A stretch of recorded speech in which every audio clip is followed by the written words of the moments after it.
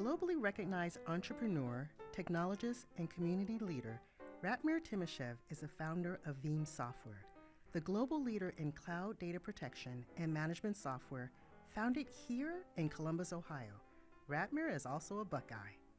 A champion of education and technological innovation in the Midwest, Ratmir and the Timashev Family Foundation are leading supporters of The Ohio State University. Ratmir's career as a software entrepreneur began during his time as a graduate student at Ohio State in 1995. Together with his close friend and partner, Andrei Baranov, they built their first company, Alita Software, which they sold to Quest Software in 2004.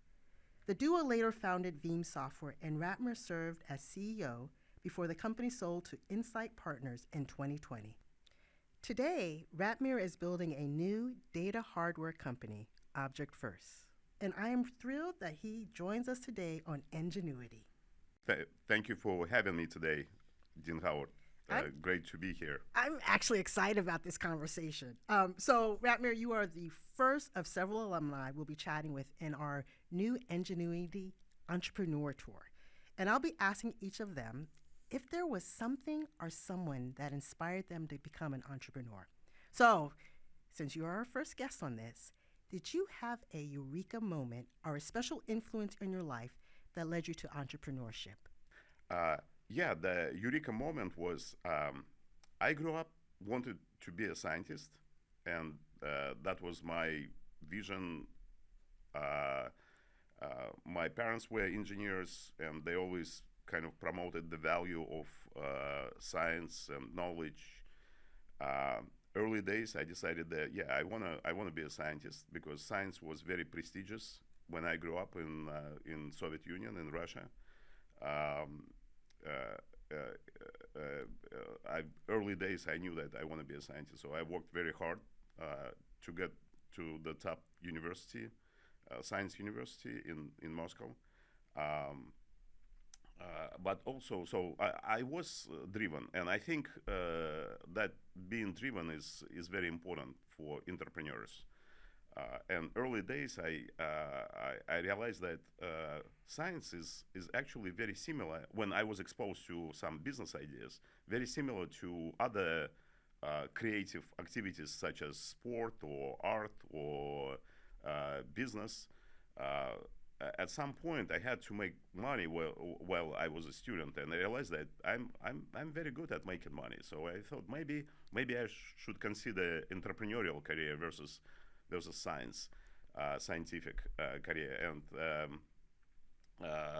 I remember the days when I first came to Ohio State, and I started doing some business activities on the side while still working on my PhD, which I never finished. I got 2 masters in physics, but never finished my PhD. But I had to make money on the side, and I realized that I actually liked that business activity. So at that time, I said, probably long term, I want to be an entrepreneur.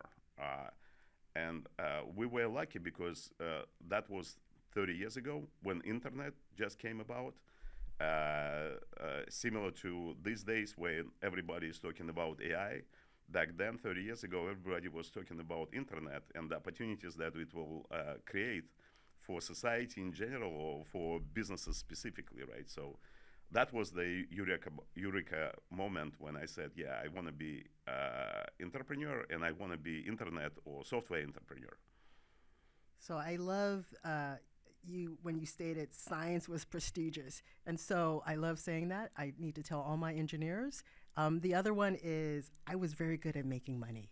And I will say, I think it was the scientist in you that enabled you to really think about, making money and exploring the possibilities, problem solving.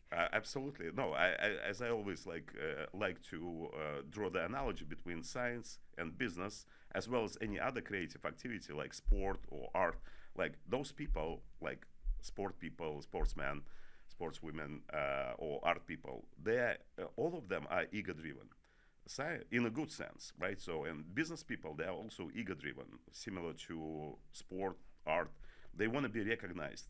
In business and in different types of activities, the recognition comes in different forms, right? So in basketball, it's you want to become an NBA champion, right? So in business, you want to make a million or a billion, right? So it's just different measurement of the success, but all of those activities, they have a lot in common. They're all ego-driven people in a good sense.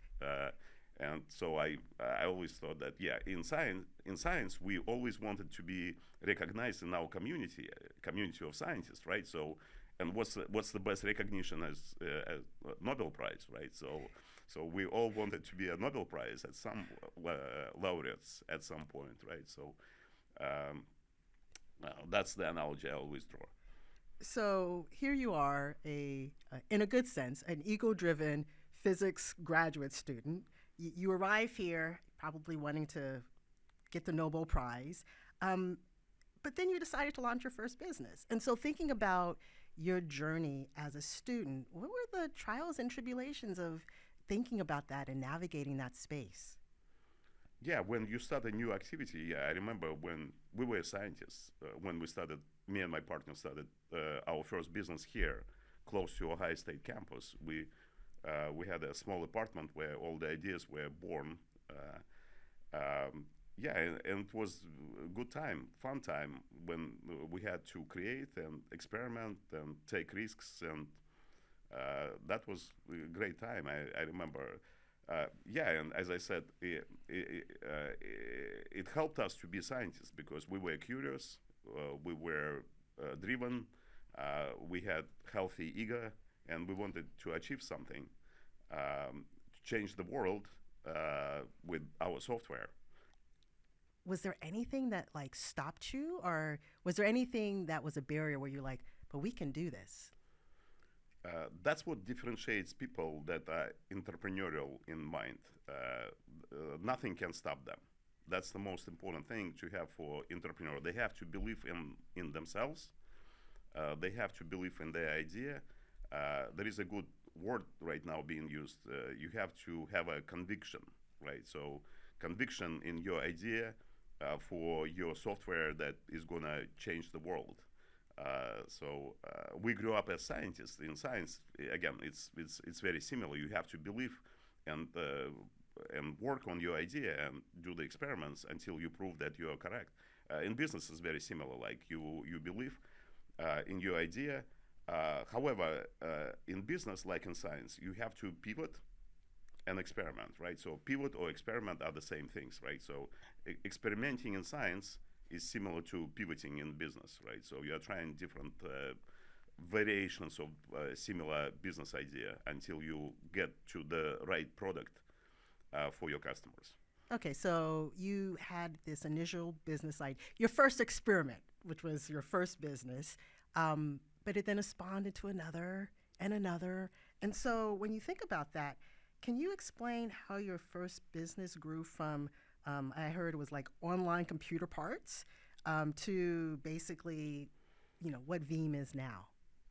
Yeah, our first business was we decided to build an online e-commerce store. It was before Amazon. It was 94, 95. We were already selling computer parts, and we would receive a catalog on CD with 30,000 items from a large distributor called Tech Data. And we decided to use that database as the database for our computer parts. So we built the HTML interface, credit card processing, and we launched our e-commerce store back in 95, 96, right after Amazon. But we did it in Columbus, and there were not a lot of venture capital where we can go and get an advice or money to scale our business, so we didn't know what to do with this business. Meanwhile, we built this online store on the new platform that just came from Microsoft called Windows NT Server. Before that, Microsoft had a desktop operating system like Windows 95, and we became a very good experts and started offering, created a couple of tools to automate the configuration and security of Windows NT server for customers that were using Windows NT in their data centers. And that's how our first company was born, called iLead Software. It created different software tools. They're called systems management tools for monitoring, for configuration management, for security management, for backup of different Microsoft applications like Microsoft Server, Windows Server, Active Directory, Windows Exchange Server, SQL Server. And that was our first business. We developed different tools for data center administrators to use to improve the configuration and security of the Windows part of the data center infrastructure. So it was basically a B2B company. That's right. And you mentioned security. I don't even think people were thinking about security back in 95 or 96, which is amazing.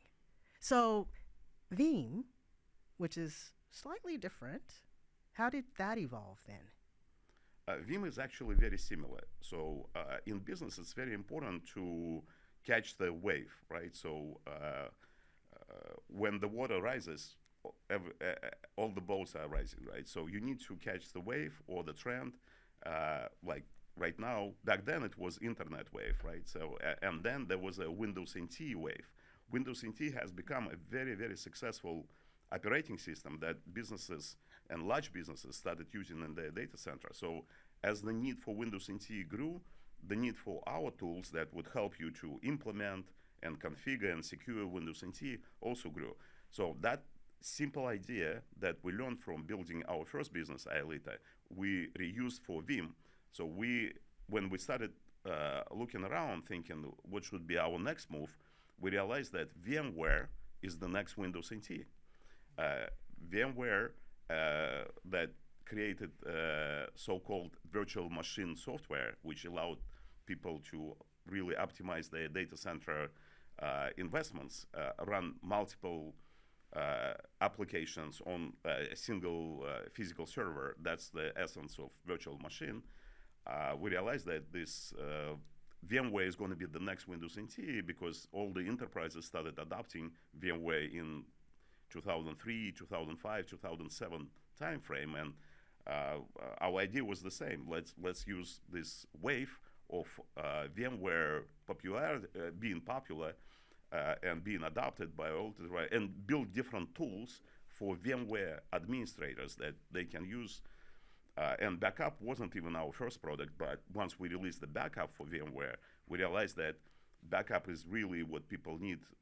Administrators, VMware administrators in data centers, they really need a new type of backup because the traditional backup that worked for physical world, meaning for Unix or Linux or Windows physical servers, didn't work very well for VMware virtual machine environment. And that's how Veeam was born, with basically creating the best backup software, backup and recovery software.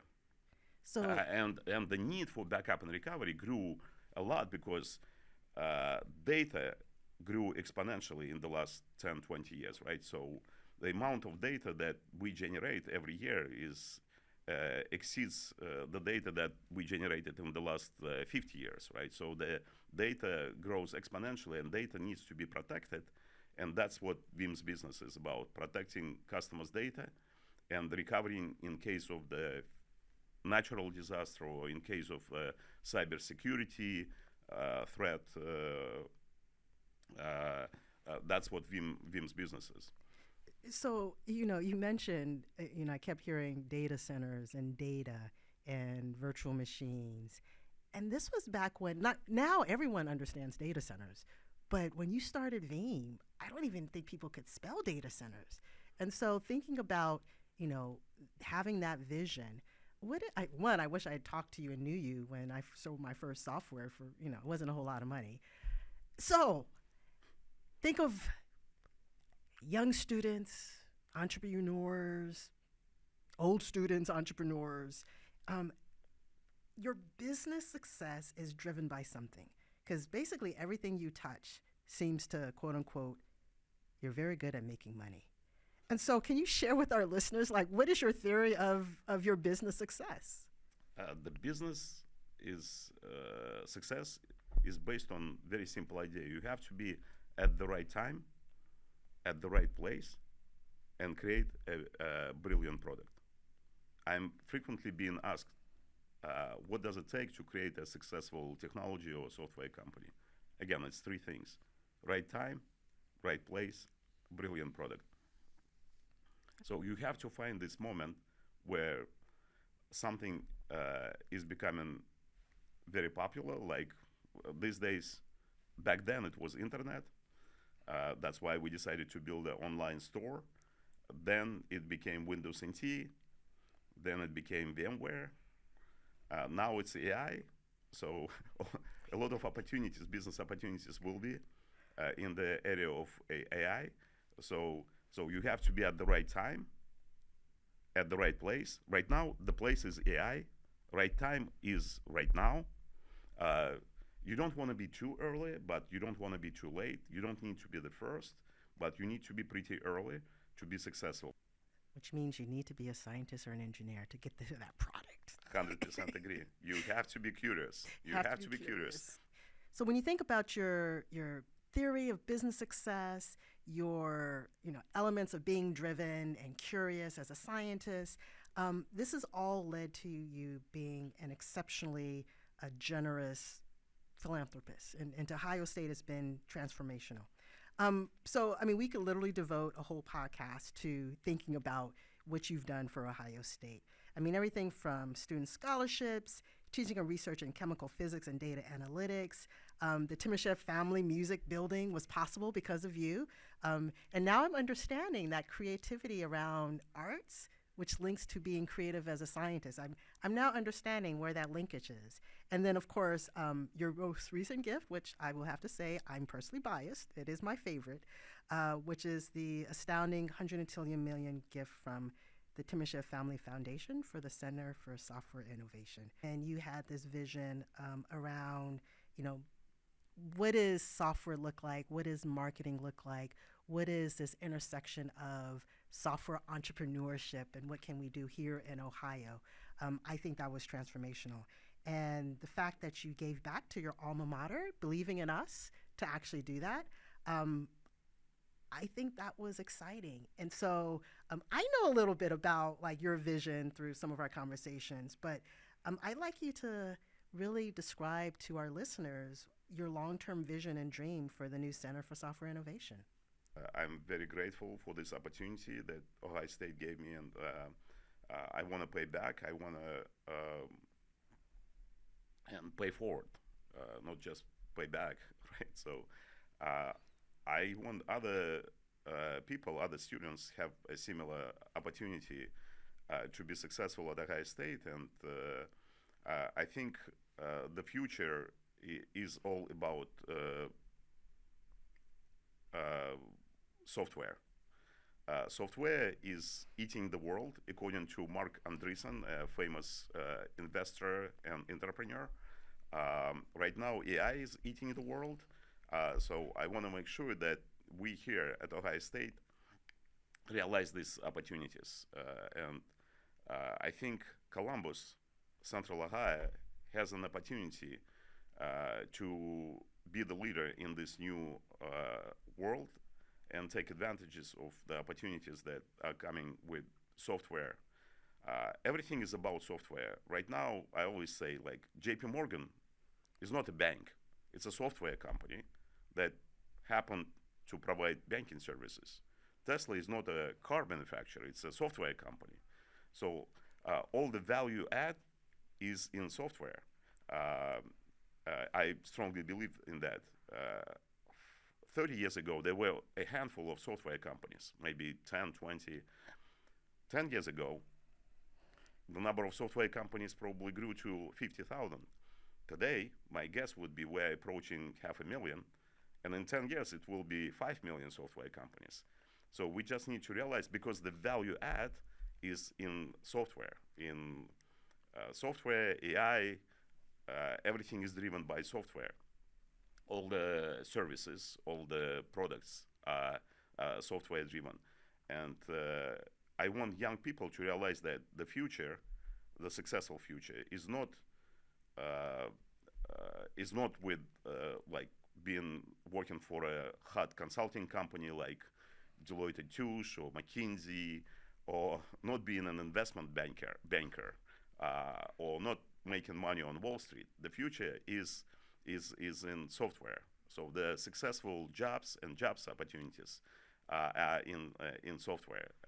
That's the main message, and we want to create the curriculum that helps and prepares our students, Ohio State students, for this new software AI-driven world. Which I love, which I love. The curriculum, Columbus is the place.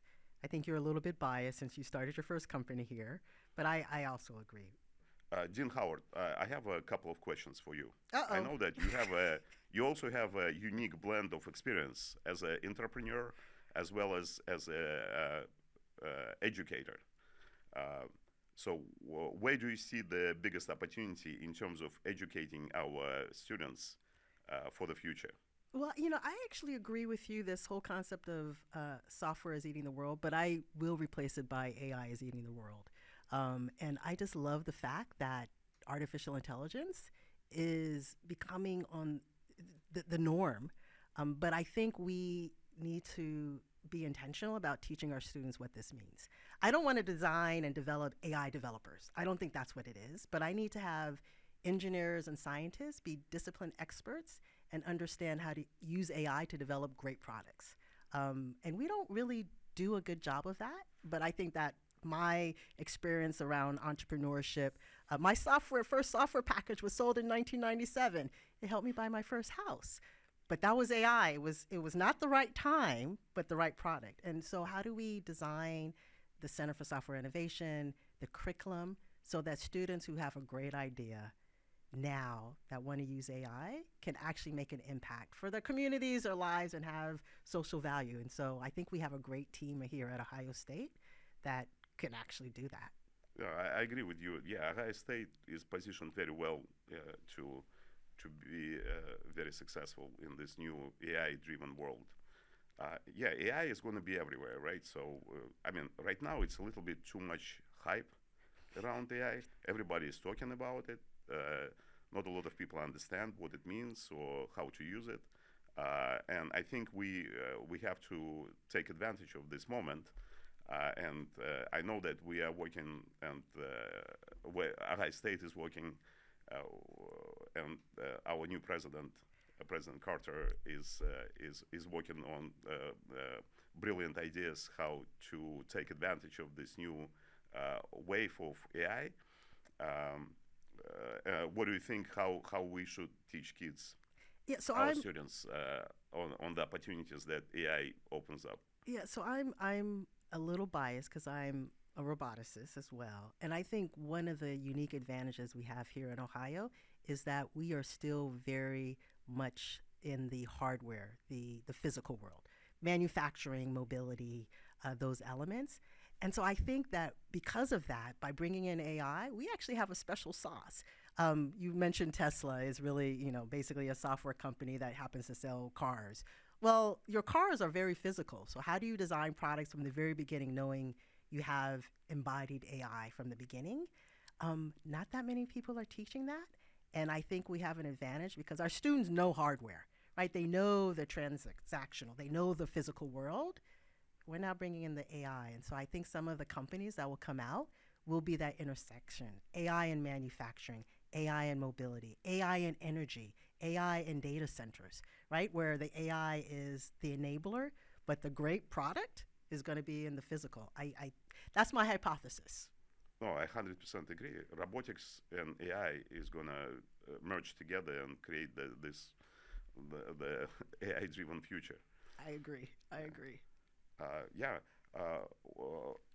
The Center for Software Innovation, we normally, the way we think about it, like we have 4 pillars for the center. One is the education curriculum. Another one is career opportunities for our students to get the best internships and full-time jobs in technology companies. The third pillar is kind of community building in Central Ohio, in Columbus, and the fourth pillar is entrepreneurship.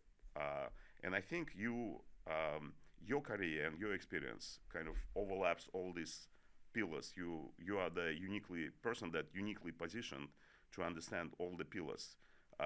In general, what do you think about this initiative of the Center for Software Innovation and having these four pillars?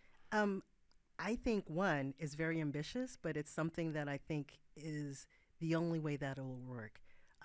Because one, and I'll go through each. So education is not just around our Ohio State students, but it's also around those who might see themselves as entrepreneurs, but don't really have the backing or the educational know-how to do that.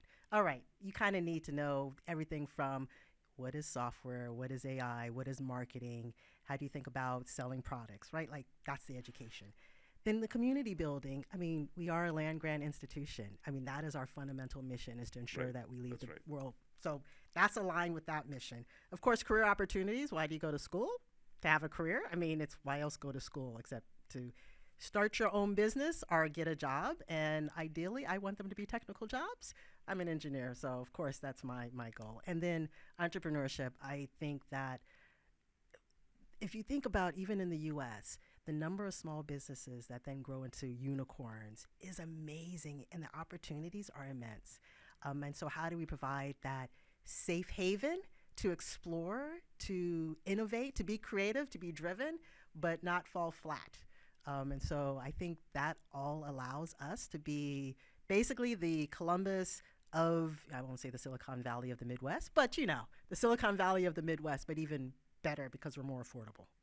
Yep, absolutely. It's going to be the next Silicon Valley in general. I agree.